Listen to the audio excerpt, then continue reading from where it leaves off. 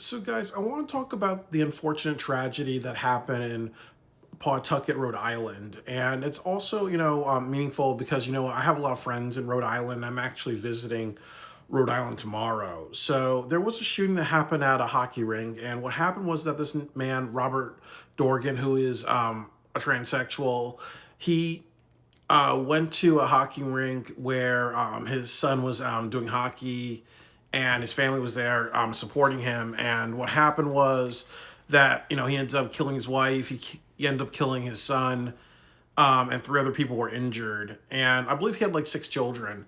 And there were a lot of people saying, even though he's a transsexual, he had mental health issues, and he had like a pattern of just really aggressive and unstable behavior. And I want to just like talk about this, first of all, that honestly, there's no problem with being transsexual, and there is no problem with people transitioning to becoming a transsexual. Like, honestly, if you don't feel comfortable in your own body, I think the fairest thing to say is that we do live in a culture where that is widely accepted.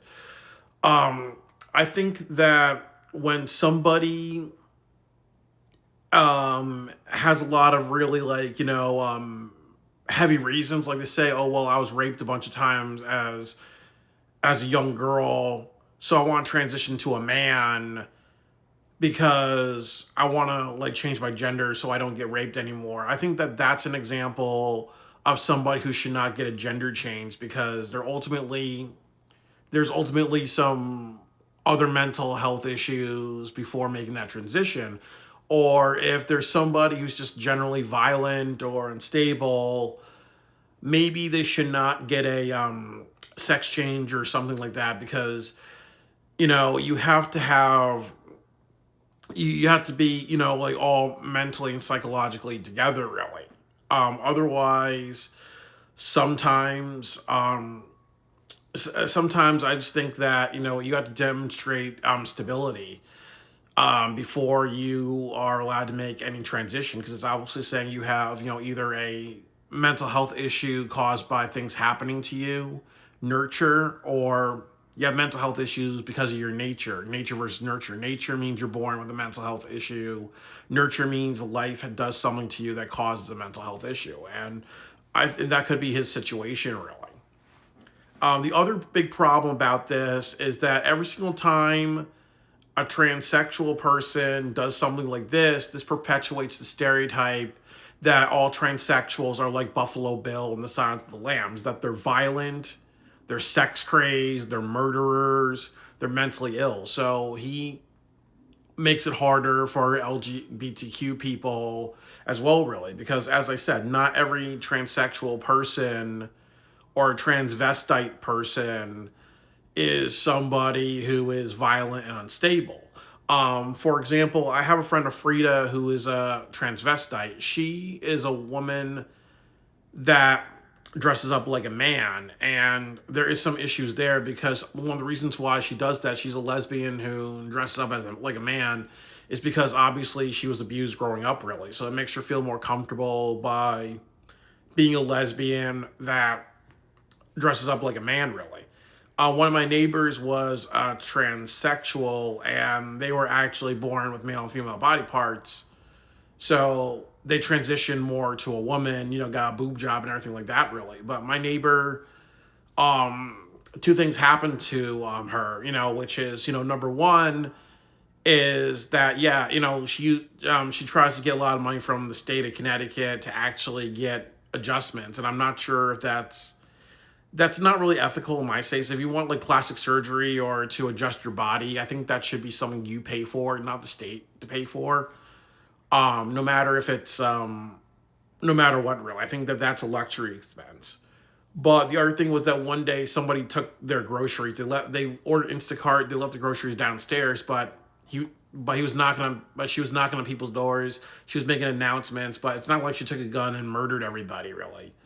So I hope that makes a understanding to all of you guys, all you people, to understand that there are transsexuals, there are transvestites, there are people in LGBTQ who can function normally in this society, And when incidents like Robert Dorgan happen, it makes all transsexual people look bad. It's just like when, like, I'm into filmmaking. When Will Smith slapped Chris Rock at the Oscars, it made every African American or partially black people like myself look bad because it perpetuates the stereotype that African Americans don't know how to act right in very serious events, really. They always need to get into that ghetto, gangster, hood nigga fighting type of behavior.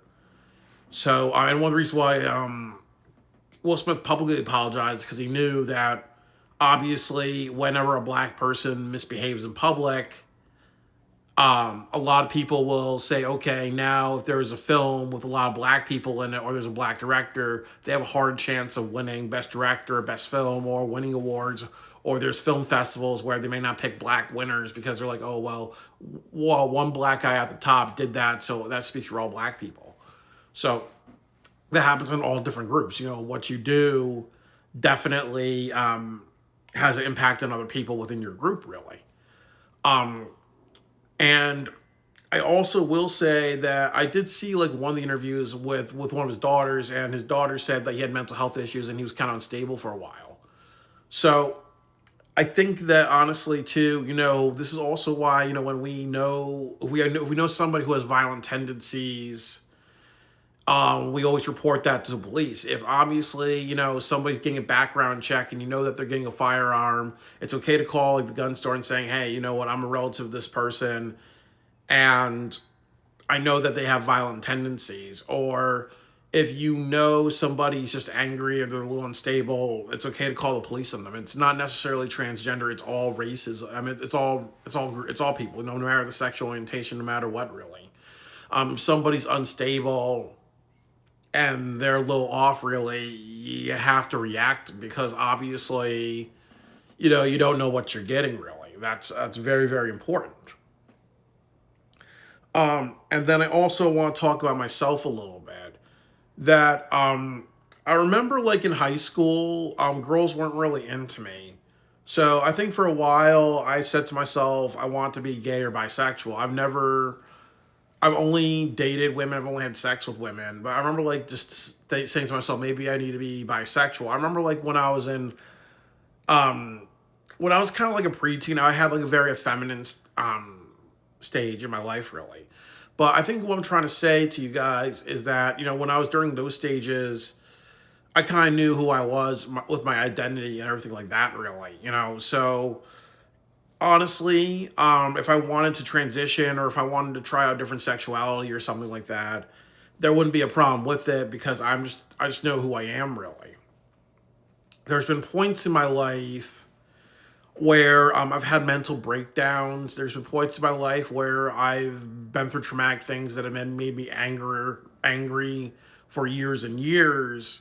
There's been many times I've not responded to traumatic experiences appropriately. And I think that during those times, if I ever wanted to transition myself or get a surgery or whatever, that would have not been a good time, really, because obviously changing your body does not change your psychology, really. Um, that's important. You know, like you may feel happier about what you look like or what you transform into, but about your appearance, really. But it doesn't change all the psychological stuff that you go through and everything like that. I think that this is also a very controversial debate because I know what it's like to grow up with gay parents and deal with like homophobia. I know it's like to be mixed race and deal with racism through my entire life. I know what it's like to have friends who are either hermaphrodites or transvestites or transsexuals. And I also have been sexually harassed by many gay people in my life. I've been sexually harassed by many black people. I've been sexually harassed by many trans people. But I think one of the big things that I want people to walk away from this tragedy is that you shouldn't be anti-LGBTQ. You should not be anti-trans, really. This is ultimately saying that if somebody is unstable, the best response is mental health crisis. The best response is police services. The best response is to say, hey, you know what? there's something wrong with this person. I need to call the police or whatever, really. And that's always appropriate because you want to make sure everybody's safe to themselves and other people. It's just like what happened after Columbine. You know, when after Columbine happened, anytime a student was acting in a threatening way, even though there were some overreactions, sometimes people were acting in very threatening ways, or there were clear signs that somebody was volatile or dangerous. There was definitely a reaction, but also overreaction. And sometimes it's better safe than sorry. But that's definitely really just true in this world. That obviously, we always have to be very reactive to how people are really, because we don't want any more tragedies like this. I feel very bad for the family. I also feel very bad for the transsexual, transvestite, LGBTQ community, because obviously, as somebody who is mixed race and mistaken for African American, we all understand how it goes in this world. If one person does something bad of your group, there are certain groups where you get pigeonholed. Like everybody gets pigeonholed. Like I said, I'm mixed raced, but I know what it's like to deal with racism. I know what it's like to have people look at me different after, if one black guy messes up something, and then that's all over the news, really.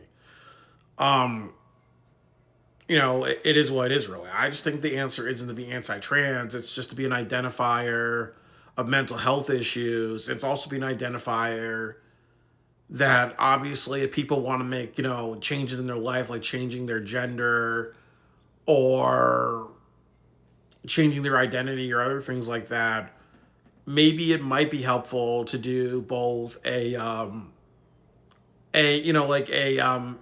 evaluation on their body, and then also a psychological evaluation to say, hey, maybe do they need this, or maybe there's a deeper issue why they want to make this transition. And if the deeper issue is that maybe they've had a traumatic past, or maybe they want to feel powerful because they're in the body that they want, really. Or maybe they're talking about how there's a lot of just anger and problems at home, really. Maybe then you say, hey, you know what, maybe we just need to do maybe we need like psychiatric care or talk to a therapist for like maybe 6 months or a year or whatever, really, just to get you ready for that change, or to be like, hey, you know what, you got to work on yourself before you work on changes. And I also feel in another way, and I think it's very important, and as I said before, and I'll say it again, that having mental illness is not an excuse to be absolved of your crimes, really. Like, obviously, he's a piece of shit, he's a fucker, he's going to rot in hell for what he did, really. And, and that's the way to say it, really, because, mental illness or being confused or having a hard past, that doesn't excuse you from your behavior. And if we lived in a world like that, then obviously people like Hannibal Lecter, who are psychopathic, go to heaven and whatever. We have to kind of be like, okay, bad is bad. It's very unfortunate what happened, really. But I think it's very fair to say that we should just learn to identify people who have mental health issues and anger issues and who are volatile early on, or be more reactionary to that. That's the lesson to learn. The lesson to learn is also not to be anti-trans because of this.